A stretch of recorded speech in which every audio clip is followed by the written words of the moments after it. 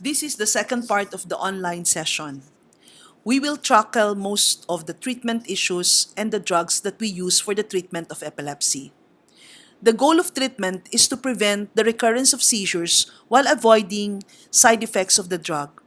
It requires both the physician and the patient knowing this goal and when and how long that it will be taken, the time frame.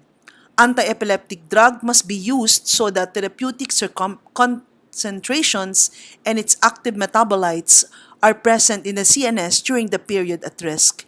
And there should also be issues regarding compliance. How often you're going to take it? Are you taking your drugs regularly? Should you take your drugs regularly? So this slide shows you the list of anti-epileptic drugs since 1840s up to the year 2000.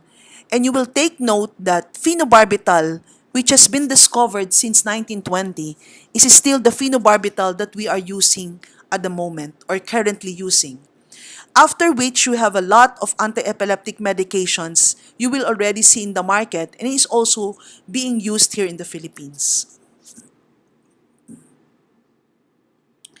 As I said, the old anti-epileptic drugs include your phenobarbital, your carbamazepine, valproic acid, clonazepam, and phenytoin.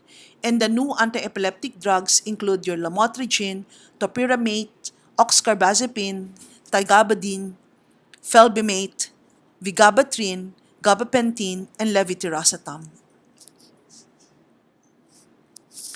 Remember these slides that I have discussed in my first session regarding the cellular basis of epileptogenesis. I told you that there is cellular basis for the development of epilepsy, and in the neuromuscular junction, if you look at this synaptic level, you will note that there are several gates. And in these gates, you will see your sodium channels, your calcium channels, your potassium channels, your GABA, and your glutamine. This is where your drugs will actually act to prevent seizure recurrence. So you also see in this slide the older anti-epileptic drugs and when we started using them. So at the moment, we're still using phenobarbital, your phenytoin, carbamazepine, and valproic acid. So your phenytoin or carbamazepine acts on your sodium channel, your ethosuximide acts on your calcium channel, where your ketamine acts on your MADA receptor.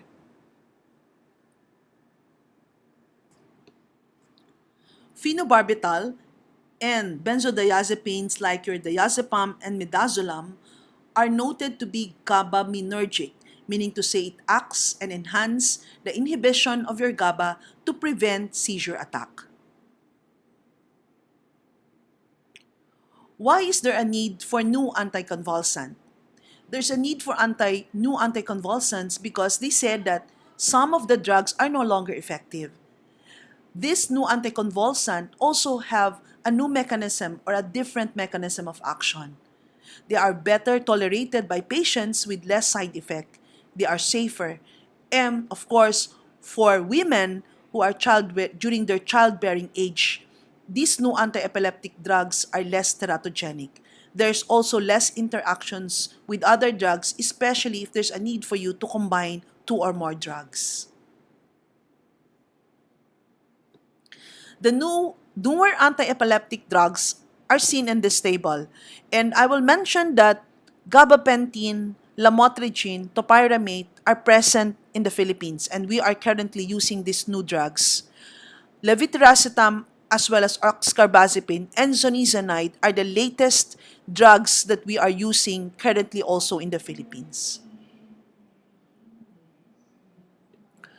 What about the anti-epileptic drug interactions? We say that sometimes it's not enough for us to have one drug. One drug is not enough to control the seizures. So we need to combine drugs. It can be two, it can be three, it can be four drugs. So if you look at this table, you will note that if the patient is on lamotrigine and you add valproic acid, the levels of lamotrigine will be increased.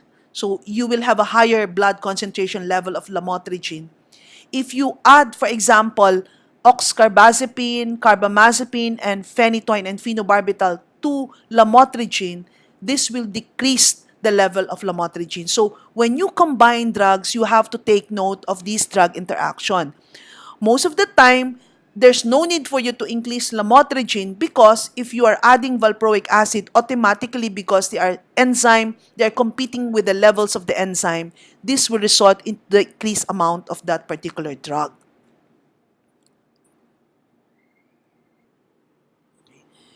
Remember that in the first session, we tried classifying our seizures into partial seizures, whether it's simple partial or complex partial or partial with secondary generalization, and the generalized seizures.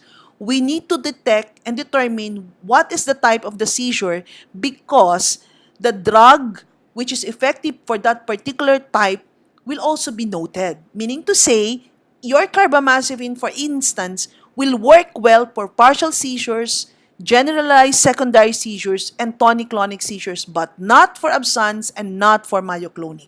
So, when you get a patient with seizure problem, the first thing that you will have to take note will be the seizure type because your drug or the drug that you're going to be using will be dependent on the seizure type. Phenobarbital, which is the most commonly used drug, usually very effective for partial seizure, generalized secondary seizures, and the tonic-clonic seizures, may have or may not be effective for myoclonic, but is definitely not effective for your absence. If you also look at this slide, you will note the valproic acid is effective for all seizure types. What about the efficacy of the newer anti-epileptic drugs against common seizure types?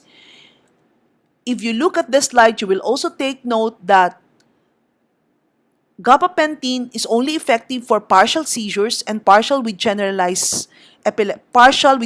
generalization. Your lamotrigine, which is in blue, is effective for all seizure types. Partial with secondary generalization. It is effective even for absence and myoclonic seizures. So this is how you're going to make use of this slide. And you have to remember, again, as I said, that the seizure type is the one that will help you determine what drug you will be using.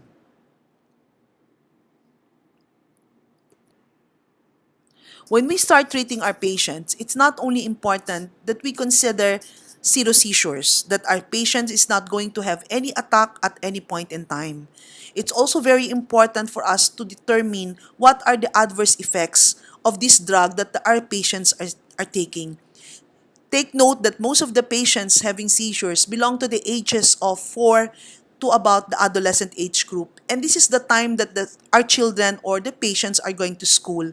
So we have to consider that adverse effects can affect school, can affect their behavior, and can affect all their psychosocial life. And because of this, failure of treatment is often related more often to adverse events. So if they don't feel good after taking the drug, they're not going to take it. If they are hyperactive after taking the drug, then parents would refuse to use it. Idiosyncratic side effects also can occur even if you are giving the drug at a right dose, at the right timing, and properly being taken care of. Again, just to review that you have your first generation anti-epileptic drugs, you have your second generation anti-epileptic drugs, and you have your third generation anti-epileptic drugs. So the oral anti-epileptic drugs that are locally available are seen in this slide. Your phenobarbital, of course, is the most common. Your valproic acid is marketed as Depakine. Your lamotrigine is marketed as Lamictal. And then your oxcarbazepine is marketed as Tegretol. And levetiracetam is marketed as Keppra. So when do we decide to treat seizures or epilepsy? Once we make the diagnosis of epilepsy, then we need to start the patient on anti-epileptic drugs. This will result in reduction in the seizure frequency, so freedom from seizures. This can also result in reducing the risk of potential injury and death. Treating the seizures can also have a psychological and social benefit. educational. The patient can go to school, can engage in any activities, can even get employed, and usually driving benefits are given to those people whom the seizures are definitely controlled. We don't treat or we refuse to give any treatment if, for example, there will be a potential drug interactions. For example, the patient is taking an anticonvulsant that is not beneficial for him or her because he's taking another drug for uremia, for example, for a kidney problem or a liver problem. Also, we have to take into consideration sometimes the risk is the cost of the drug. We are giving a patient a drug which he actually cannot afford, and because of this, he cannot take the drugs regularly, resulting into seizures. Potential drug side effects is getting a lot of side effects whenever treating and getting the treatment. So sometimes, if the seizures are no longer occurring, we need to discontinue it because we want the patient not to experience those side effects. And of course, we don't give any treatment if there will be inconvenience for the patient. For example, pregnant women, childbearing age, if they're taking drug interaction with oral contraception. So in these situations, treatment may not be necessary. Maraming salamat po.